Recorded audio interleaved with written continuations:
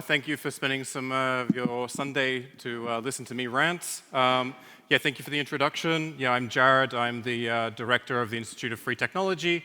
I'm a co-founder of Status, which was big in 2017, and more recently co-founder of Logos, which is an upcoming project. And I'm here today to talk about how to pirate a $60 trillion institution. So show of hands, who's heard of Project Goldfish? Okay, there's a couple, that's great.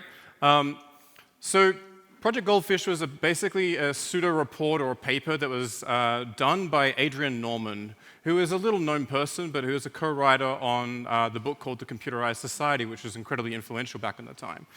This paper came out in 1978, right? That's like 50 years ago or half a century today. And in it, he described a data haven.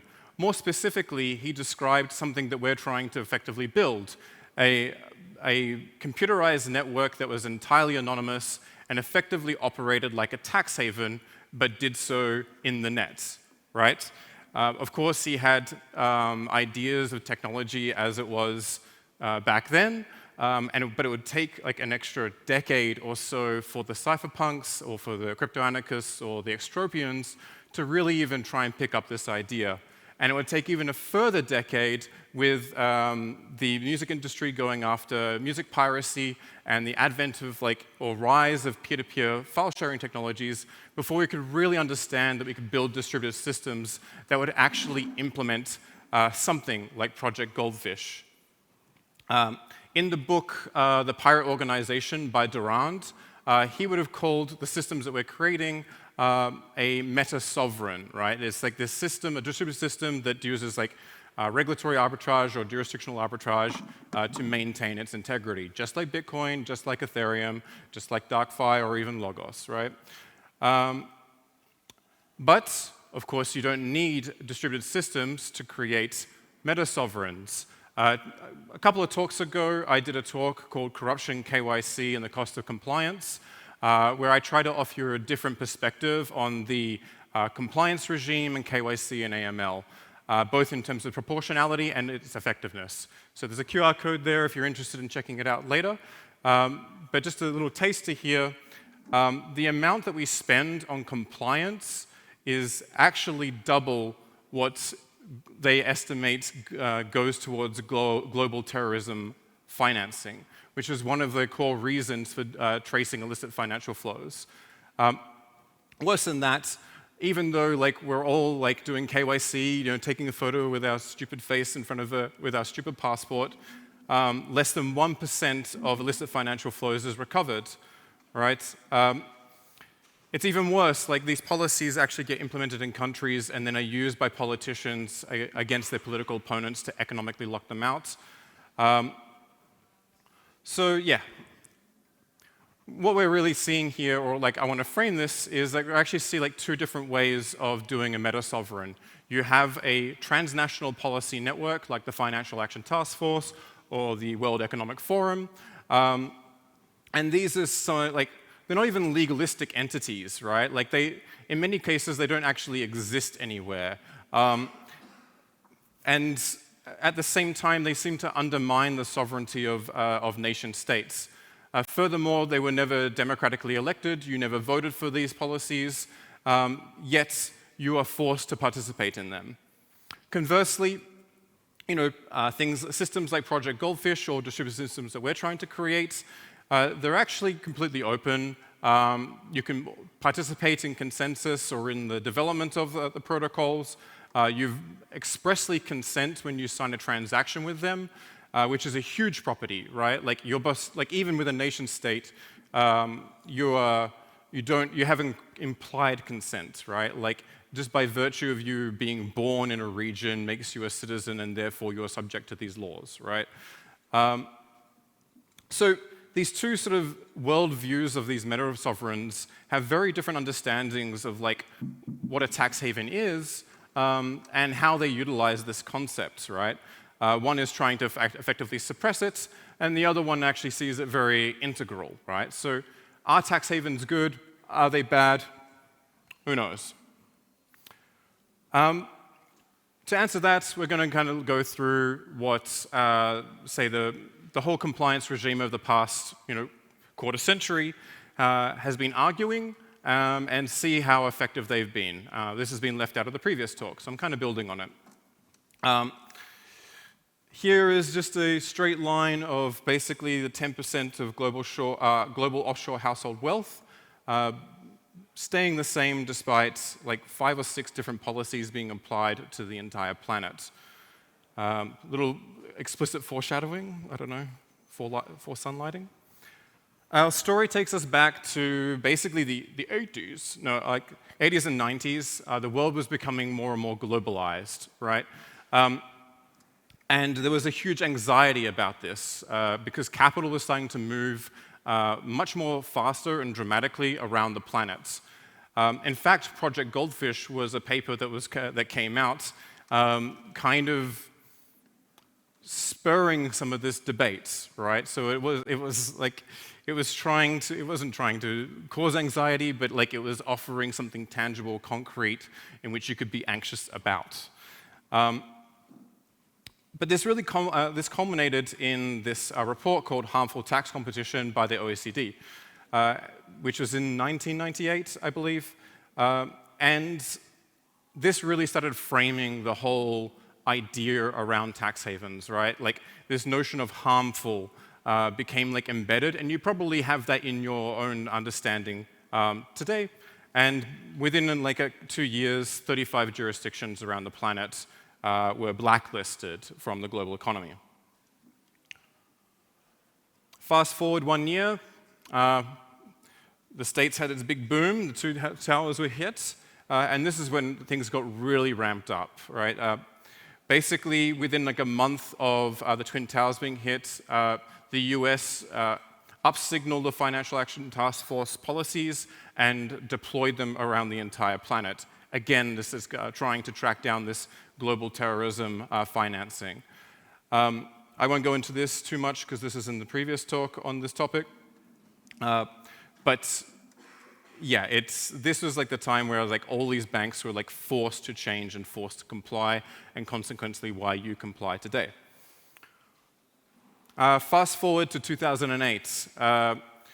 Never let a good crisis go to waste. We had the financial crisis.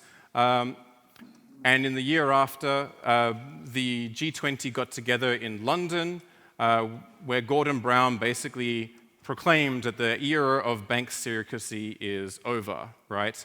At this point, the OECD blacklisted another 45 territories. Havens were effectively given an ultimatum where they had to sign at least 12 information exchange treaties. And within just 5 days, every haven had effectively committed to this. By the end of 2009, there were about 300 of these treaties that were actually signed. There's a quote here that I didn't put on the screen, which is, the G20 threatened to impose economic sanctions on non-compliant havens. In just 5 days, all havens committed to signing 12 treaties, and the G20 declared the era of bank secrecy over, from Johansson and Zuckman. Anyway, I said that already. Okay, fast forward, basically another year, right? So this is actually happening pretty quickly. The US implemented FATCA, where it required every nation state to report on their own citizens to the IRS, regardless of where they were on the planet. Fast forward a few more years, we actually had the largest transparency initiative on the entire planet. This was the establishment of the Common Reporting System. This is where over 100 plus countries committed to automatic exchange of all financial account information. And that actually started beginning in 2017. I don't know if you can see the map there, but the red is where the CRS is implemented, and most particularly, I want to point out the United States. Notice how it's gray? You know why that is? It's because they exempted themselves from the reciprocal information exchange. Interesting. So that wasn't enough, right? One of the anxieties I forgot to mention was in globalization was that the concern was effectively that as this wealth moved around the planet, it meant that that was leaving the host country, the onshore country, and therefore the fear was that their tax base would be diminished, right? And then if you can't, get tax or revenue as a government, then you can't provide governing services. So it's a pretty reasonable argument or concern. So a lot of this was effectively to eliminate secrecy entirely and be able to repatriate that money, right? Around sort of 2013, the OECD and G20 also implemented the BEPS action plan, which is basically now targeting not the actual jurisdictions, but multinationals themselves, right? They basically wanted to tax multinational countries at the global level. And for US companies in particular, there's also the Tax Cuts and Jobs Act, which tried to effectively add some anti-profit shifting, as they call it, provisions, right? So you want to move your capital where it's going to be respected the most, right? And that gives you the less tax out of it, right? Or coerced theft, if you're a libertarian. Great. So very nice, great success, mission accomplished, right? In 2024. The EU Tax Observatory found that from all of these policies, we had roughly a 3 times decline in untaxed offshore wealth. Sounds like we did a good job, right? We removed secrecy from the planet in terms of finance. We now have total surveillance over the global financial system. But there's a couple of issues with everything that happened over the past 25 years. In a 2008 report from the International Monetary Fund on offshore financial centers, tax havens, they found that compliance levels for offshore financial centers were comparable with those of onshore jurisdictions, right? So they actually weren't that much different than any other country that you're in terms of complying with the requests that were made from them. And this was before the implementation of the Common Reporting Standard. We now know in hindsight, even from 2019, 4 years into the implementation of the BEPS process, so this is the going after the multinational revenues and profits, we actually know that there's actually no discernible decline in their behavior. Right? They haven't actually changed what they were doing. They're still doing it. Interesting. I find it interesting. Where are we? So there were these hopes that doing all of this would repatriate the funds, right? If there was no actual benefit ever keeping your money offshore, then surely you would want to keep the revenue in your onshore country, right? Even if you're being taxed on it. It turns out that even with all of this in place, the multinational companies did it anyway. It did not trigger a significant repatriation of funds, and ultimately the total amount of wealth that's managed offshore remains the same, right? It's kind of similar to that 10% that I showed you on that graph. Curious, then, if you remember the map with the US, on the, what was this? There's this financial secrecy index, which kind of maps where secrecy exists, how secret your finances are in these different jurisdictions. It turns out the United States is number 1 now, right? And so you could be forgiven to think that maybe what has been happening over the past 25 years has started off with some legitimate concerns, but now had turned into a means of foreign policy in which you can strengthen the utility of the US dollar, right? And you can eliminate this element or this property from other jurisdictions but consolidate it in your own, which then strengthens your economy because capital goes where it's respected. This becomes a little bit more clear in more recent years where the United Nations has actually tried to hold a tax convention to reclaim or take over the governance of how this actually works, right? In 2023, 110 of these countries voted in favor for doing this and taking it away from the OECD. 8 of them were against. Against is kind of not really the right word. They were non-participatory, right? That matters because these 8 countries and their dependent territories are actually the people who own these jurisdictions. They are home to 8% of the world's people, yet they're collectively responsible for over a third of global tax losses. That might not mean, it might not sound like too much, but is it here? Yeah. When it comes to actually understanding how this impacts countries, it's pretty dramatic. Because these tax losses disproportionately impact developing countries. Just on public health, low-income health budgets for the states gets dropped by like nearly 40%, right, 36%. Whereas like high-income countries don't really have this particular issue in the same way. It's only 7%. And these higher income countries are responsible for 99% of all cross-border tax abuse. Yeah,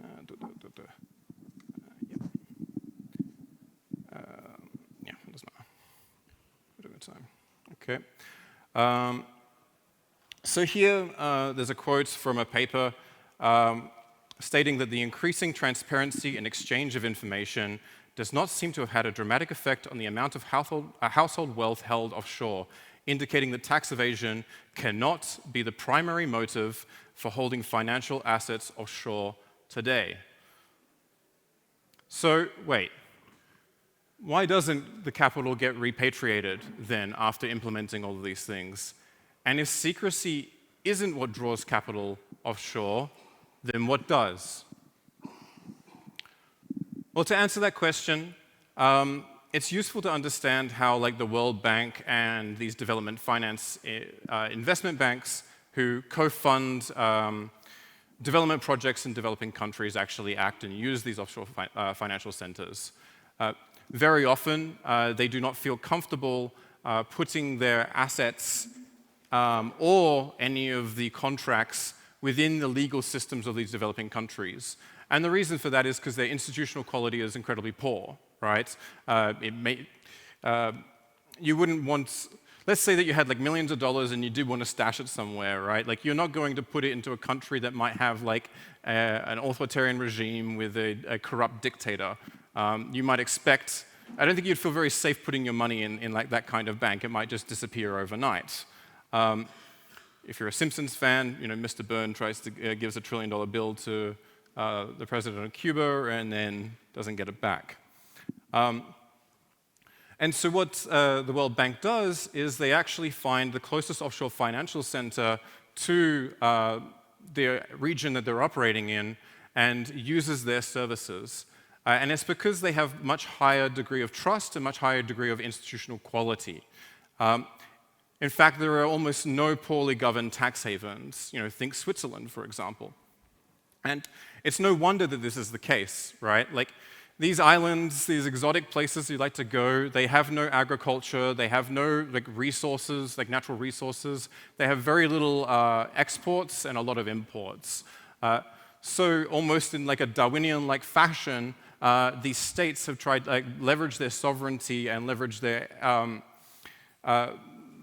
place in the global economy to effectively build out better institutions, because it can operate in this sort of like virtual space in governance, right?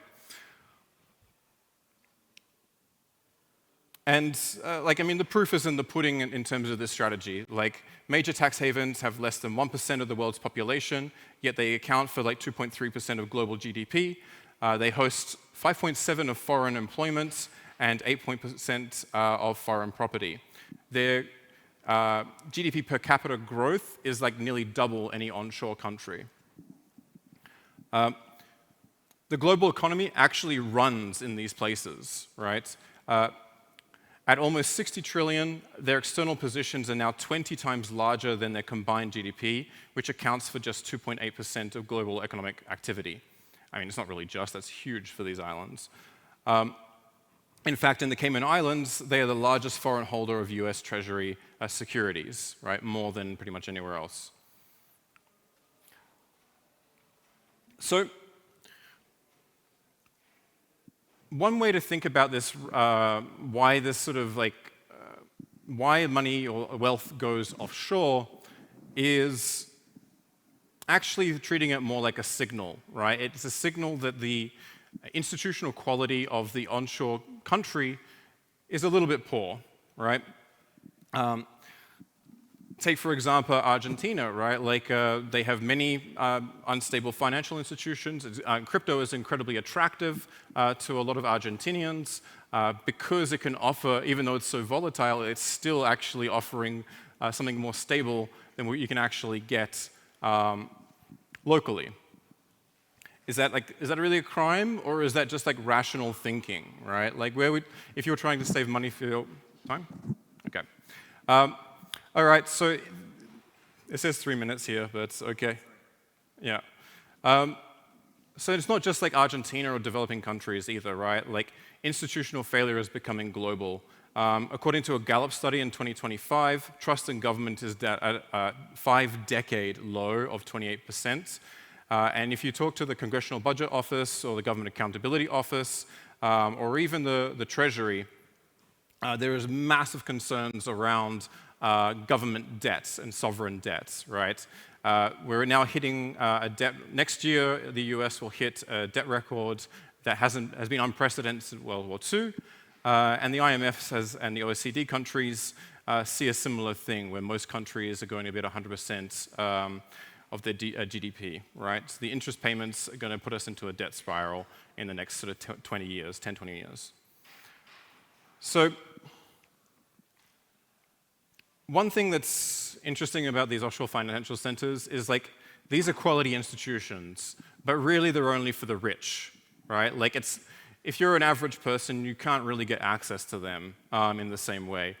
But there is a tremendous amount of capital in these developing countries that if they had access to stable institutions, such as like property registries, then there's actually a tremendous amount of wealth that could be unlocked. You know, this is a Hernando de Soto quote here. In 2020, he believes that $9.3 trillion is actually locked in these countries. Adjusted for inflation, that's about 17 trillion. And over 1.1 billion people on the planet actually feel insecure about their property rights.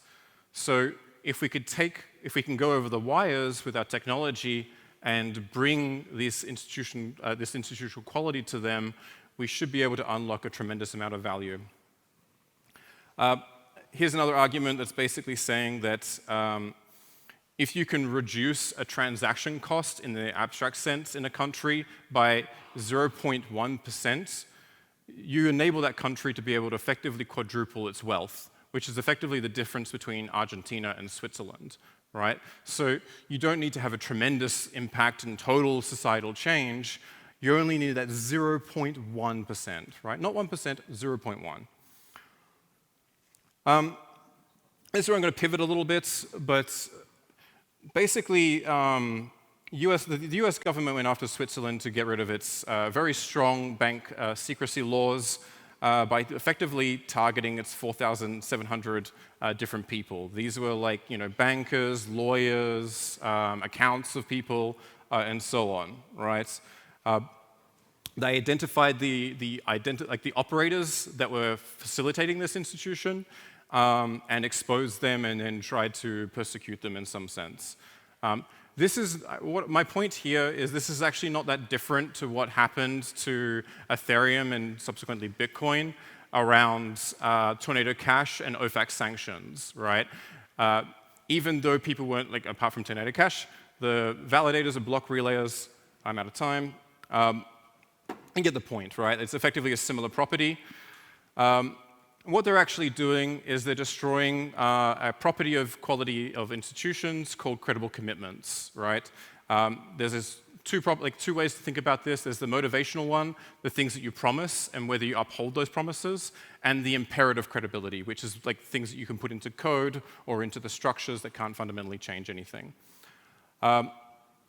So yeah, basically blockchains are not reliable enough, blockchains are not enough to ensure reliable service delivery of quality institutions as they are today.